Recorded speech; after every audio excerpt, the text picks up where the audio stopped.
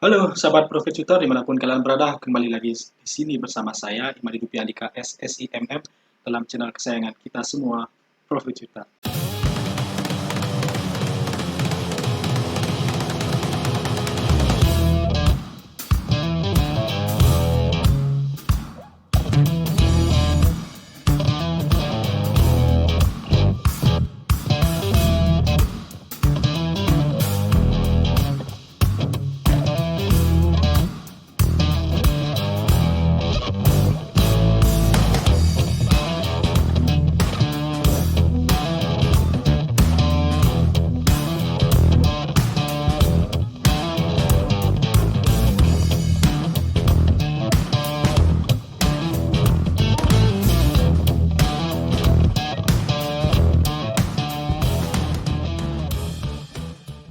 Nah, dalam channel kali ini saya akan masih membahas tentang perusahaan ya, tentang prospek perusahaan dan juga bagaimana kinerjanya. Nah, sebelumnya jangan lupa like, komen, dan subscribe apabila kalian mendapatkan manfaat dan juga insight baru dari video-video yang telah saya buat.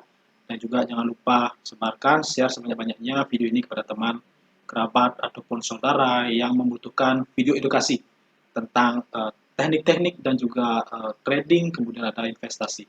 Stay tune terus.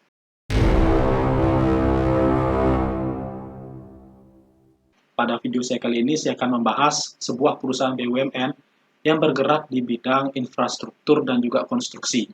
Nah, jadi perusahaan BUMN ini yaitu merupakan perusahaan besar ya.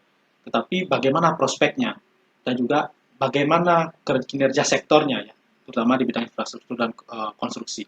Nah, jadi perusahaan ini merupakan perusahaan yang bernama Wijaya Karya Tbk dengan kode emiten WIK ya, WIK. Nah, jadi WIK ini ya baru saja merilis laporan ya, laporan keuangan kuartal pertama tahun 2022 itu terjadi penurunan laba bersih yang sangat signifikan ya. Jadi dari kuartal pertama tahun 2021 sebesar 78,9 ya, hampir 79 miliar itu turun menjadi hanya 1,3 miliar. Nah, ini penurunannya yaitu 98%-an. Dan ini merupakan sebuah pertanda yang kurang baik ya bagi emiten plat merah yang di bidang infrastruktur dan konstruksi. Nah, dengan adanya penurunan ini, ya kemudian diikuti oleh berita selanjutnya, yaitu pada bulan Juli tahun 2022, ya di mana ini masih masuk ke kuartal kedua, itu Wika mengumumkan hanya akan mengambil proyek-proyek dari pemerintah dan juga BUMN. Nah, jadi Wika ini ya sebelum dia apa namanya pada masa pemerintahan Bapak Jokowi itu kan spesialisasinya di bidang pembangunan dam ya, bendungan. Nah, jadi pada saat Bapak Jokowi memimpin itu Wika akhirnya bersama-sama dengan perusahaan karya lainnya, ada Waskita, kemudian ada PT Adikarya, kemudian ada PT PP, itu mengambil, bisa dibilang mengambil satu porsi kue yang sama, ya sama-sama bertarung di infrastruktur dan konstruksi di pemerintahan yang diberikan oleh pemerintah. Nah, sebelum dia pada masa era Bapak Jokowi itu spesialisasinya adalah di bidang dam. Nah, kemudian di bulan Agustus tahun 2022, tadi kan Juli 2022, apa namanya, Wika mengeluarkan berita hanya akan apa namanya, hanya akan berfokus untuk proyek pemerintah dan juga BUMN. Nah, sementara di bulan Agustus 2022 keluar lagi berita terbaru bahwa pemerintah tidak akan mengeluarkan proyek baru sampai tahun 2024. Nah, pemerintah ini hanya berfokus untuk menyelesaikan proyek-proyek yang sudah ada. Nah, di antaranya saat ini ya, karena Wika itu spesialisasinya di dam, dan masih ada 61 kira-kira bendungan atau dam yang harus diselesaikan sampai tenggat waktu 2024. Nah, hanya saja di sini di berita ini ya diberikan keterangan bahwa tidak akan ada proyek baru kecuali ada perintah langsung dari Bapak Presiden. Nah, dari adanya berita di bulan Juli yang menyatakan Wika akan fokus di proyek pemerintah dan BUMN, kemudian di Agustus keluar berita tidak akan ada proyek baru, berarti kan di sini saya melihat tidak ada peluang untuk investasi. Artinya untuk investasi itu jika teman-teman baru akan masuk itu sangat minim ya. Karena apa? Karena tidak ada proyek baru, kecuali nanti ada statement baru yang akan diberikan oleh Bapak Jokowi bahwa akan ada proyek baru sampai 2024, baru kita bisa berhitung ulang di sana. Nah, ya jadi tidak ada proyek baru sampai 2024. Ini bisa menandakan bahwa di kuartal kedua laporan keuangannya, kemudian nanti ada di kuartal ketiga juga yang akan rilis di awal bulan September, kemudian kuartal keempat, laporan kuartal keempat di awal bulan Januari 2023. Ini kan bisa bisa menjadi pertanda bahwa labanya akan terus tergerus, ya, akan menjadi minus. Dan juga secara year on year 2021 dan 2022 akan potensinya untuk minus itu semakin besar, kecuali jika ada berita terbaru bahwa Bapak Presiden mengeluarkan proyek proyek infrastruktur baru. Nah, jadi sebagai catatan aja ya teman-teman ya, untuk proyek-proyek untuk perusahaan-perusahaan karya ya ada Waskita Karya, Wijaya Karya, Adikarya, dan PT PP. Nah, ini merupakan perusahaan-perusahaan BUMN yang memiliki model bisnis dengan pembayaran CPF, ya artinya kontraktor pre-financing. Nah, di sini artinya bahwa perusahaan ini akan menalangi dulu ya biaya untuk proyek yang baru masuk. Nah, jadi istilahnya menggunakan modal sendirilah, ya. Nah, dengan menggunakan modal sendiri dengan model pembayaran CPF, artinya dia akan mencatat proyek baru sebagai pendapatan. Ya, artinya pendapatannya itu berdasarkan proyek-proyek yang baru. Nah, tidak ada proyek-proyek yang lama itu kemudian dijadikan pendapatannya. Ya, ditulis laporan keuangan sebagai pendapatan. Itu tidak ada karena dia sudah menalangi di awal. Sudah mengeluarkan modal di awal sehingga ada proyek baru masuk ditalangi dan dicatat sebagai pendapatan.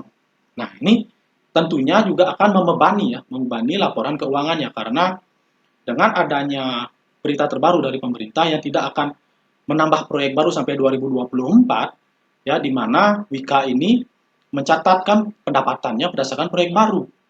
Nah, berarti kan proyek lama aja yang diselesaikan dan tidak ada pendapatan baru. Nah, sehingga laporan keuangan di kuartal kedua, kuartal ketiga, dan kuartal keempat berpotensi untuk turun laba bersihnya. Ya, bahkan pendapatannya itu juga bisa berpotensi turun. Nah, sedangkan biaya operasional kan tetap, ya, kecuali nanti ada misalkan pemutusan hubungan kerja atau dan lain sebagainya. Nah, ini bukan ranah saya ya untuk menjelaskan aksi-aksi perusahaan. Nah, jadi lingkup saya adalah menjelaskan aksi perusahaan yang berhubungan dengan permodalannya, ya, saya tidak menjelaskan untuk aksi-aksi perusahaan yang berhubungan dengan internalnya, ya, baik itu perusahaan, baik itu karyawannya, dan juga mungkin operasionalnya. Nah, tetapi saya di sini bisa memproyeksikan bahwa dengan ada berita tadi, itu potensi untuk tren penurunan dari laba bersih dan pendapatan itu masih akan terjadi.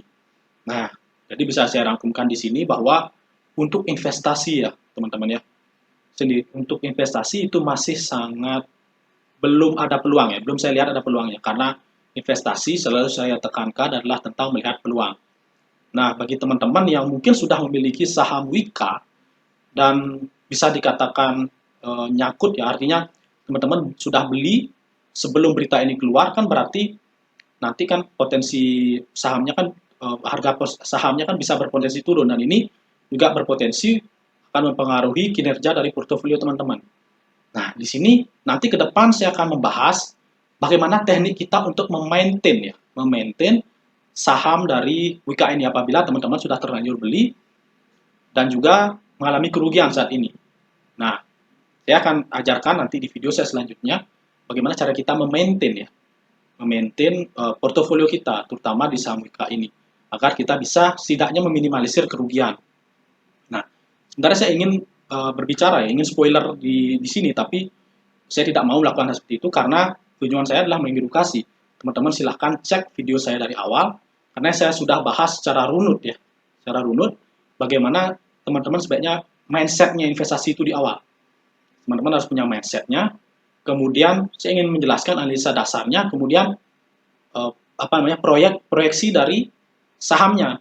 Nah, selanjutnya untuk teknik lanjutan, saya akan bahas dan saya akan buat videonya di kemudian hari ya. Nah, jadi saya nggak ingin spoiler dulu di awal. Nah, tadi untuk investasi, peluangnya sangat minim. Apabila teman-teman saat ini sedang rugi, nah saya akan di video selanjutnya saya akan ajarkan untuk bagaimana memaintain ya, agar teman-teman bisa meminimalisir kerugian. Nah, sekarang kalau kita lihat dari sudut trading ya. Nah, kalau tadi trading ini sebenarnya masih sah-sah saja dilakukan. Tapi kalau kita misalkan lihat dari tadi bulan Juli ya, bulan Juli itu Wika fokus pada proyek pemerintah, Agustus tidak ada proyek baru sampai 2024. Nah, kecuali ada perintah langsung dari presiden. Nah, berarti kan kita tunggu dulu nih sampai di bagaimana laporan kuartal keempatnya, yang dimana itu akan muncul di awal bulan Januari 2023. Nah, seandainya ada proyek baru dari pemerintah yang mana langsung dari pemerintahannya Bapak Jokowi, langsung dari perintah Bapak Jokowi, ya kita bisa berhitung ulang bagaimana strategi trading kita dan juga bahkan strategi dari investasi kita. Tetapi jika tidak ada, nah maka dari Juli ke Januari 2023 itu kan masih jangka pendek. Ya, kita akan melakukan short term trading dan medium term trading dalam jangka waktu tadi Juli sampai Januari 2023, dan ini masih jangka pendek. Nah, jadi sah-sah aja masih bisa dilakukan, hanya saja agak berat ya, karena tadi dari Juli ke Januari 2023 itu kalau misalkan tidak ada tidak ada proyek baru yang langsung dari perintah Bapak Presiden, itu kan artinya tren penurunan masih ada.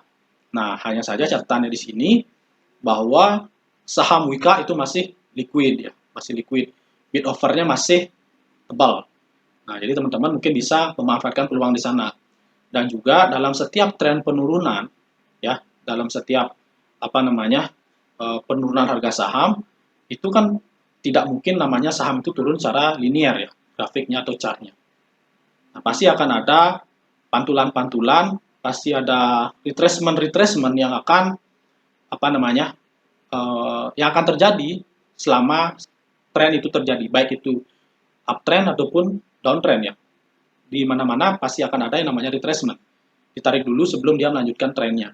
Nah, ini juga bisa teman-teman manfaatkan di sini peluangnya atau momennya.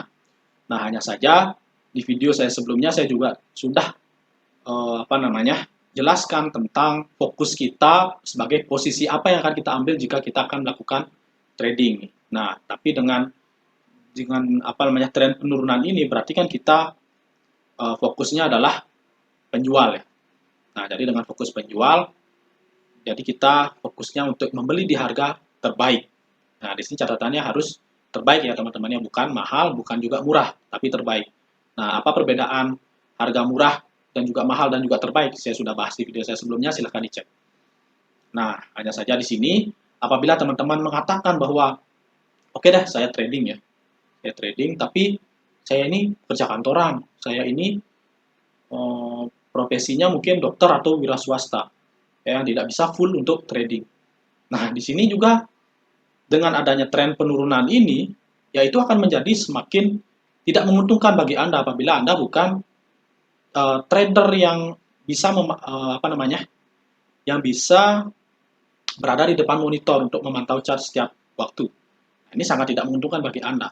Hanya saja nanti juga di video saya selanjutnya saya punya teknik bagaimana apabila Anda seorang dokter, apabila Anda seorang wira swasta, apabila Anda seorang businessman atau businesswoman, apabila Anda merupakan seorang pekerja serabutan, itu ada tekniknya tersendiri ya agar bisa trading dengan efektif dan efisien dan juga dengan hasil yang maksimal.